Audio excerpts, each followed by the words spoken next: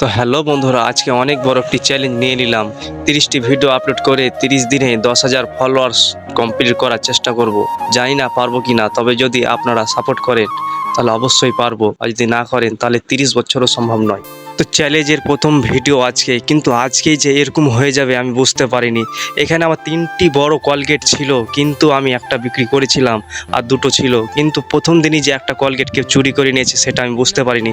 তারা যে চুরি করে কী লাভ পায় কিছুই বুঝতে পারি না। তোমার যদি দরকার থাকতো আমাকে বলতে, আমি তোমাকে একটা কলগেট দিয়ে দিতাম। কিন্তু তুমি চুরি করে কী লাভ পেলে? আমার তো কিছুই ক্ষতি হবে না, কিন্তু ক্ষতি হবে তোমার। তুমি যে চুরি করেছো তুমি হিসাব দেবে উপরওয়ালার কাছে। তো যাই হোক বন্ধু, দোকানে কিছু মাল শেষ হয়ে গেছে, তার জন্য মাল আনতে যাবো। তার জন্য পেট্রোল পাম্পে চলে এলাম।